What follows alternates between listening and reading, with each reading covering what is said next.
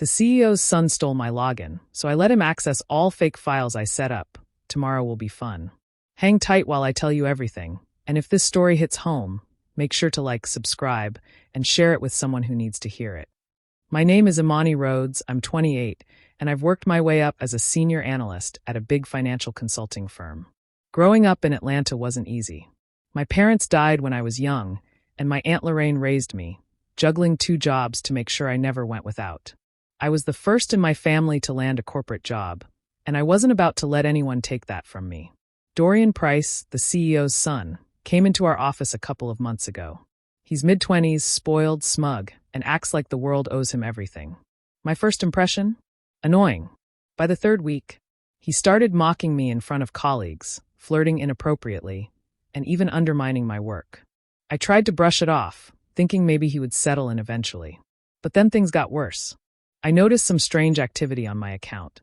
Files I had just finished were showing edits I didn't make, and certain documents were being accessed at odd hours.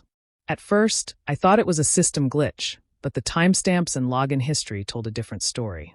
Dorian had stolen my login credentials. Every brilliant analysis, every carefully planned report I created, he was presenting as his own. And no one noticed. Not the team, not the executives, not even his father, Wendell Price, who seemed convinced his son was some kind of prodigy. I felt my blood boil, humiliation creeping in. All my hard work, my late nights, my sacrifice, it was being paraded around by a kid who didn't deserve it. I could confront him, but what would that accomplish?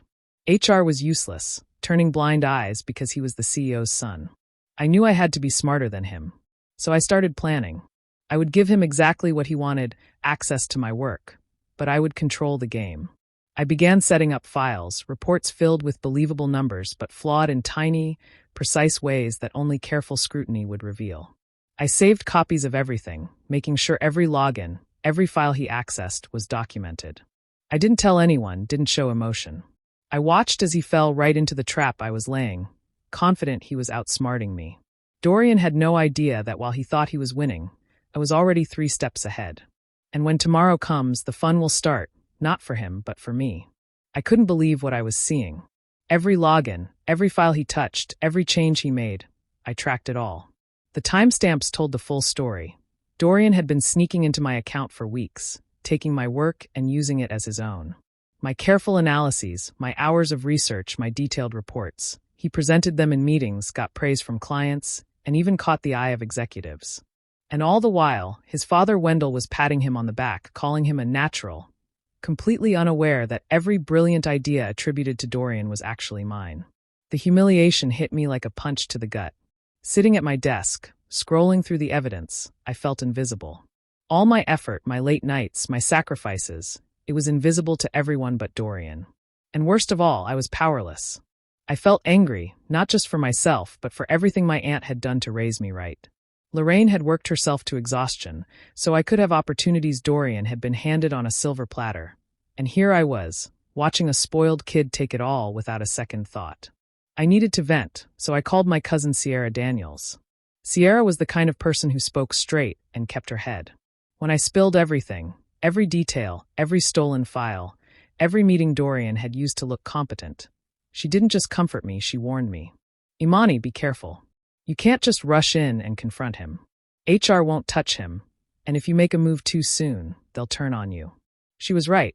HR had already shown they were useless, siding with Dorian because he was the CEO's son. Every complaint I had made was brushed off, every attempt to flag his theft ignored. I realized I couldn't rely on anyone else. If this was going to be fixed, I would have to do it myself. That's when the idea hit me. If Dorian was going to steal my work anyway, why not control what he stole? I began designing reports and spreadsheets that looked perfect on the surface, but contained subtle errors and traps. They were believable, detailed, and exactly the kind of work Dorian loved to brag about. I saved copies, documented everything, and watched him unknowingly take the bait. Every file he opened, every number he presented, was part of a bigger plan. It felt like a game now, a test of who was smarter. I wasn't just protecting my work. I was preparing to turn his arrogance against him. Dorian thought he was winning, thinking he was brilliant, while I silently laid the groundwork for the moment he would finally fail. And when that moment came, I would have all the proof I needed. Every login, every stolen file, every trace of his theft would be undeniable. I clenched my fists, a small smile forming. This wasn't just about revenge, it was about justice. And I was ready. I spent the weekend carefully preparing my trap. Each fake file I created looked perfect at first glance. Polished spreadsheets, clean graphs, convincing projections. But hidden within were tiny errors that would cause a collapse under real scrutiny. Every number was designed to mislead someone who didn't look closely, and every chart was built to appear credible. I mixed these files with my authentic work in the shared drive, making it impossible to tell which were real and which were traps without digging deep. By Monday morning, the bait was set. I watched Dorian log in from his office, unaware that I was tracking every click. As I expected, he went straight for the files I had labeled as urgent client reports. He opened them, downloaded them, and even started copying sections into his own presentations. The arrogance on his face made my blood boil. He really thought he was being clever, that no one would ever catch on. Later that day, I saw him walking through the office, head held high, a smug grin plastered on his face. He bragged to anyone who would listen about the brilliant new projections he had prepared for an upcoming pitch. Colleagues nodded, impressed by what they thought were his insights. I, on the other hand, stayed quiet, pretending to be absorbed in my own work while secretly documenting everything. Every access log, every copied file, every casual brag was recorded. The thrill of watching him fall for the trap was oddly satisfying. He flaunted my work like a trophy, completely unaware that every number he was showing off was flawed in ways that only I could predict. The more he gloated, the more meticulous I became in recording evidence. Screenshots, timestamps, file histories. Nothing escaped my attention. I had to be patient. Any slip-up from me could ruin everything, and I knew Dorian's ego would make him careless sooner or later. Throughout the day, he kept coming back to the shared drive, opening new files and pretending to make adjustments as he saw fit. I kept quiet, letting him dig his own hole while I silently built the case against him. Even when he leaned over my desk and smirked, thinking he had outsmarted me, I didn't react. My expression stayed neutral, my mind focused on the bigger plan. By evening, I felt a sense of control I hadn't experienced in weeks. The trap was working perfectly, and I was ready to watch it play out. Dorian was completely oblivious to the fact that every step he took brought him closer to exposure. I knew it was only a matter of time before the executives saw the cracks in his presentation and turned to me for the real answers. Sitting at my desk after everyone left, I reviewed the evidence once more. Every fake file, every flaw, every access log. It was all recorded and perfectly set up for the moment when the trap would spring. I leaned back in my chair, letting a small, satisfied smile cross my face. Patience was key, and tomorrow, Dorian would finally discover that his victory was nothing more than a carefully orchestrated illusion. Sitting at my desk late that night, I let my mind wander back to my childhood. I remembered my Aunt Lorraine Rhodes, her hands raw from years of work, juggling 2 jobs just to make sure I had food on the table and clothes on my back. She never complained, never asked for anything in return, and she always made me feel like I could reach higher than anyone expected. Watching her sacrifice, everything instilled in me a sense of responsibility, a drive to succeed no matter the obstacles. I wasn't just working for myself. I was carrying the dreams she had for me too. Thinking about Dorian made my blood boil. Everything came too easily to him. A silver spoon in one hand, a confident smirk on his face, and doors that opened just because of his last name.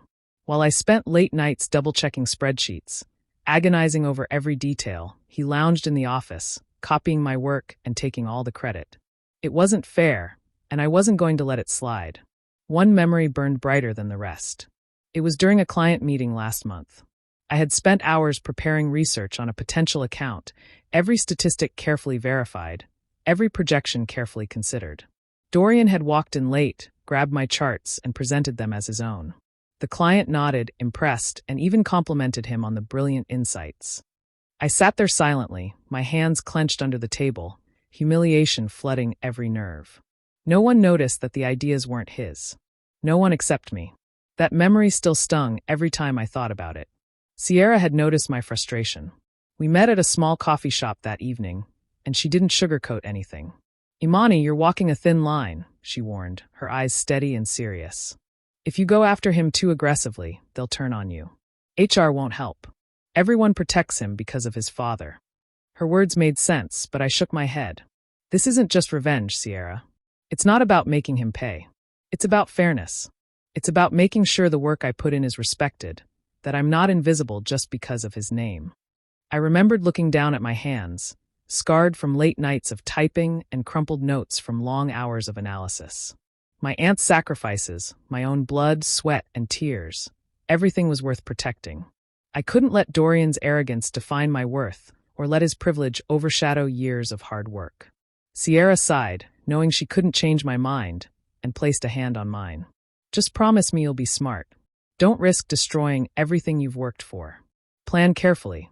I nodded, feeling the weight of her concern, but also the fire it ignited inside me.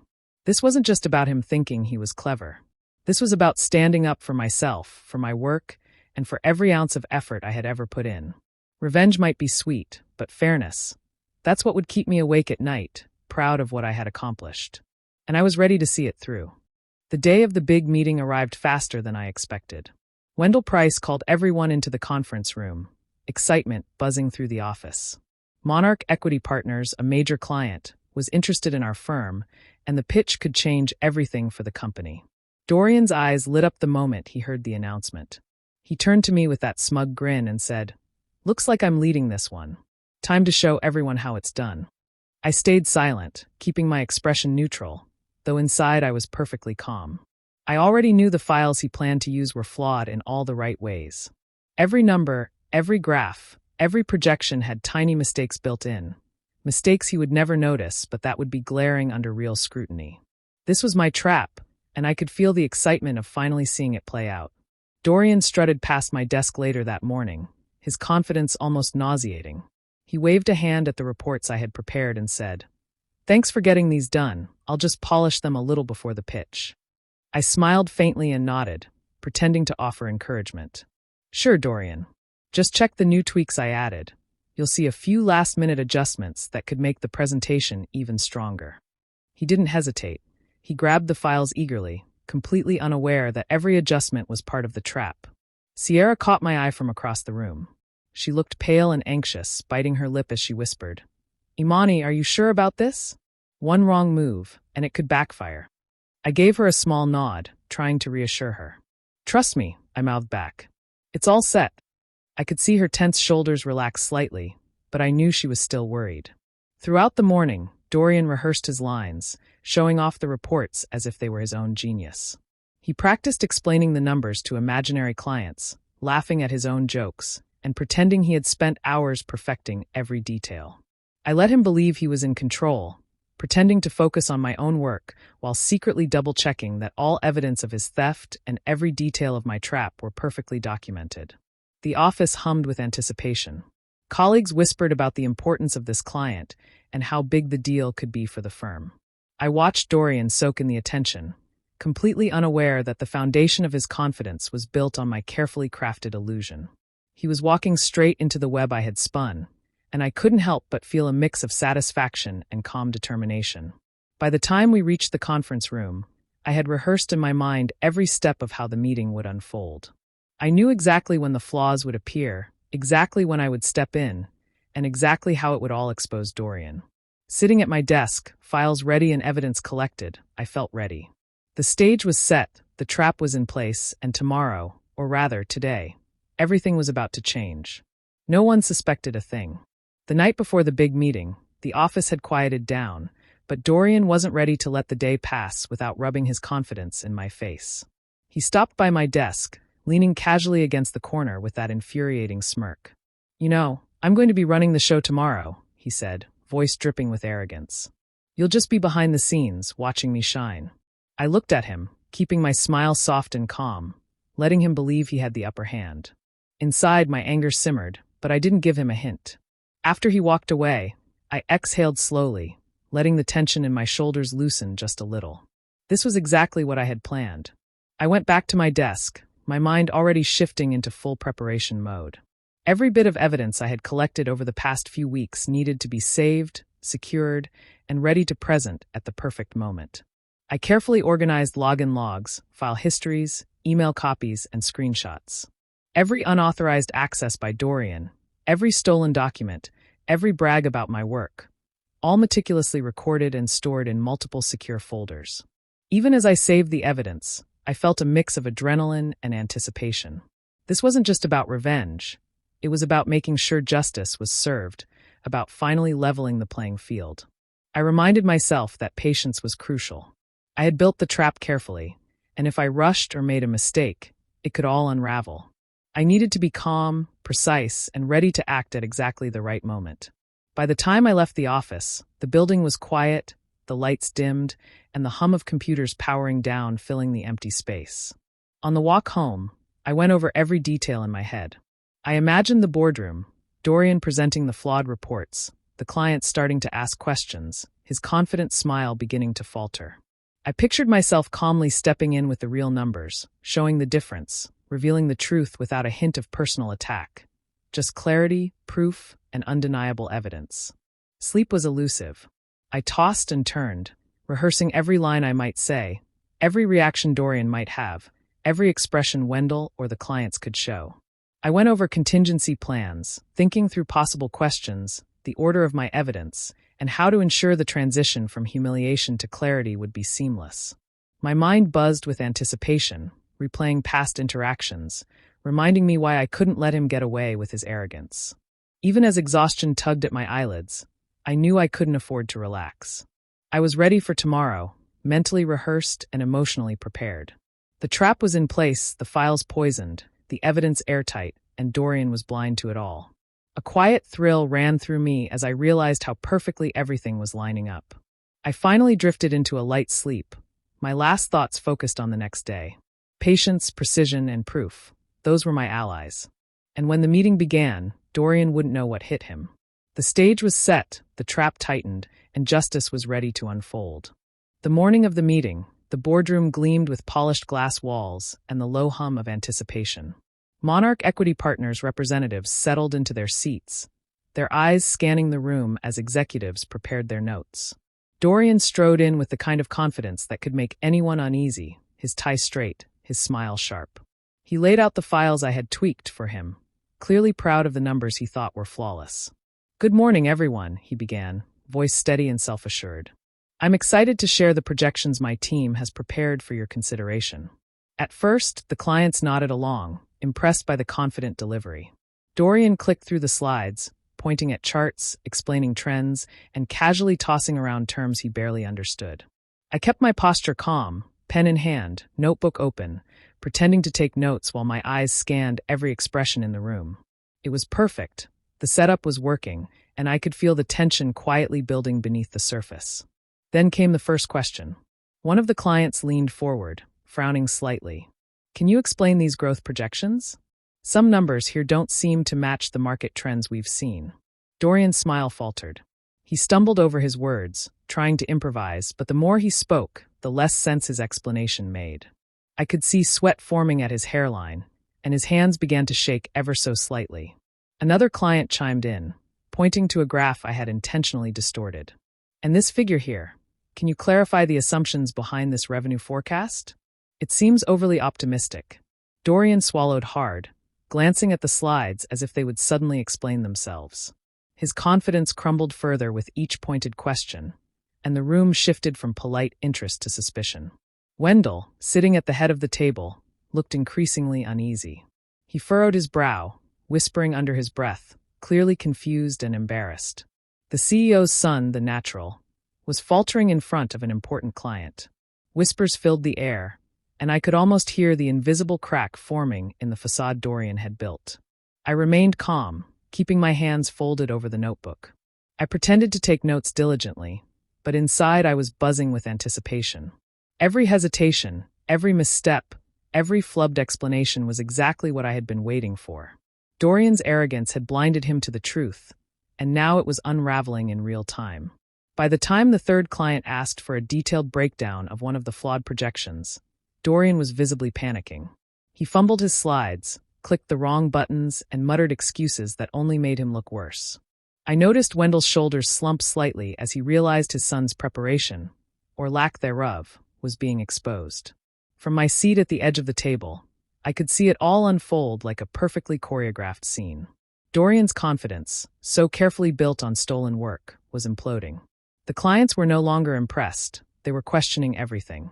I kept my calm exterior, waiting for the moment when I would step in, when I would reveal the real numbers and bring clarity to the chaos he had created.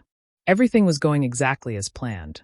As the room grew tense, the clients exchanging uncertain glances and Dorian sweating under the bright boardroom lights, I knew the moment had come. I kept my posture calm, pen resting lightly on my notebook, pretending to jot notes. Then I spoke, my voice steady and measured. "Maybe I can help clarify a few points," I said, looking directly at the clients and then at Dorian. The sudden interruption caught everyone off guard, including him.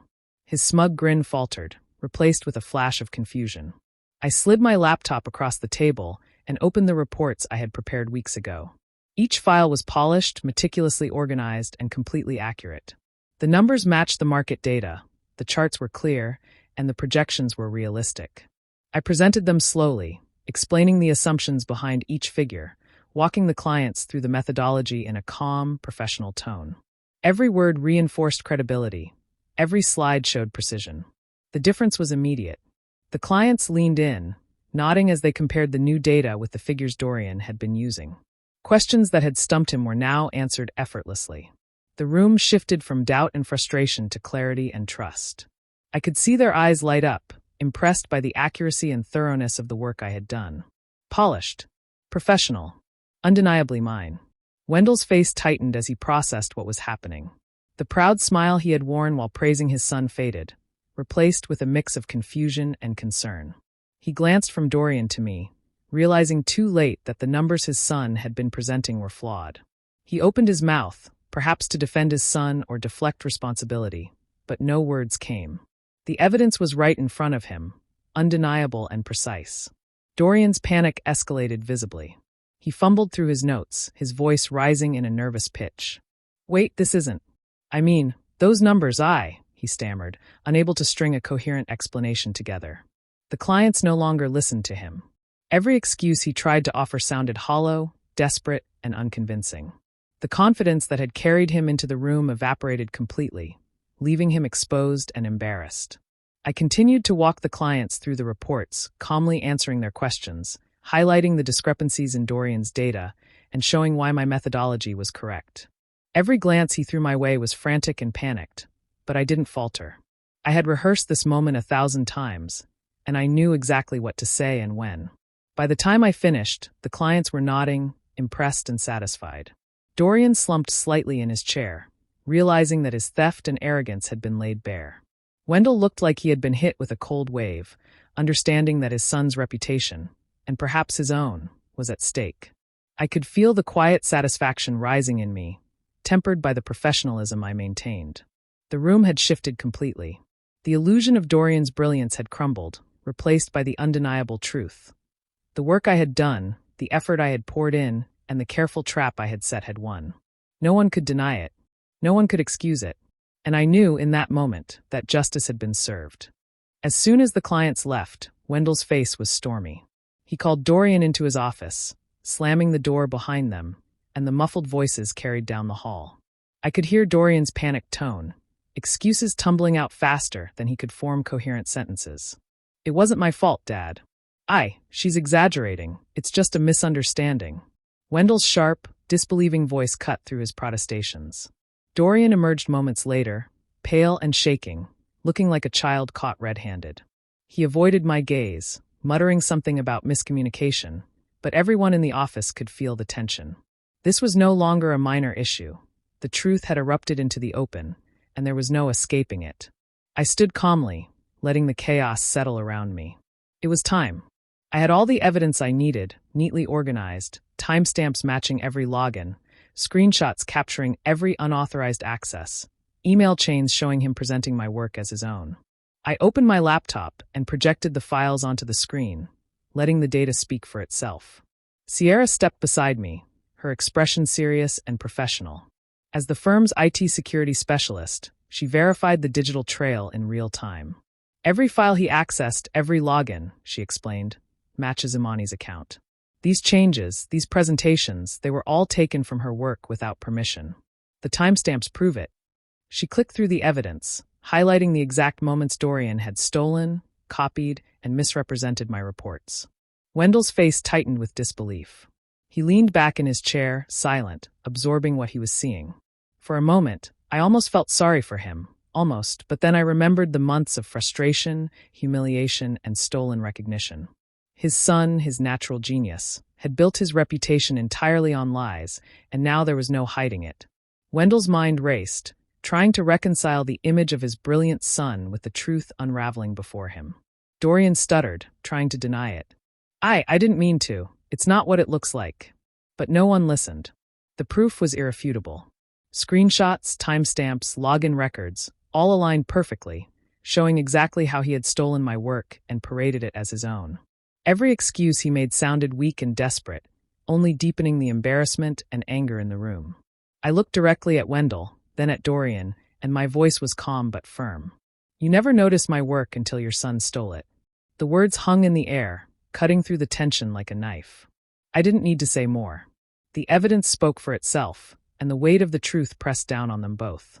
Wendell's jaw tightened, his eyes dark with disbelief, while Dorian shrank under the scrutiny, realizing that everything he had claimed as brilliance was nothing but theft. The room was silent, save for the soft clicks of Sierra navigating through the digital proof. Justice had been served, and there was no denying it. My work, my effort, my intelligence. It had finally been recognized, and the lies that had overshadowed it were fully exposed. The aftermath of the meeting rippled through the office like a storm. By the next morning, the consequences were clear. Dorian had been removed from all leadership tracks, stripped of client-facing responsibilities, and reassigned to menial internal tasks that suited his arrogance but revealed his incompetence. He walked through the halls, head down, avoiding eye contact, his previous swagger replaced with humiliation. Everyone who had once indulged his entitled behavior now treated him with quiet disdain, the whispers of "he doesn't belong here" following him everywhere he went. Wendell Price's position suffered as well. The board, shaken by how blind he had been to his son's deceit, lost faith in his leadership. The firm needed stability and accountability, not favoritism and blind trust. Meetings were held in private, decisions were made, and Wendell, realizing the firm's confidence in him had eroded, was quietly pushed to step back. His presence remained, but his authority diminished significantly, leaving him to confront the uncomfortable reality that his son's actions had cost him credibility he had built over decades. Amid the chaos, Imani received the recognition she had long deserved. Promoted to a position of real authority, she was no longer just a senior analyst doing the work behind the scenes. She had a voice, influence, and the respect of the executives and colleagues who had once overlooked her contributions. But even in the midst of this victory, Imani did not celebrate in the way others might have expected. She negotiated her role carefully, ensuring that she would not be a pawn in anyone else's game ever again. Every condition, every clause, every responsibility was hers to shape, and she did so with the precision and confidence she had always carried quietly. That evening, after the office had emptied and the hum of fluorescent lights faded, Sierra found her sitting at her desk, reviewing the final reports and emails one last time. Was it worth it? Sierra asked softly, concern still etched in her face. Imani looked up, a faint smile playing on her lips. Her eyes reflected satisfaction, but also a quiet, measured pride. She had accomplished exactly what she set out to do, not for vengeance alone, but for fairness, for recognition, and for the integrity of her work. Tomorrow was fun, she said, her voice calm, almost reflective. She leaned back in her chair, letting the weight of the day settle. But today? Today was justice. Sierra nodded, understanding the full meaning behind her words. It wasn't just about Dorian's fall or Wendell's diminished power.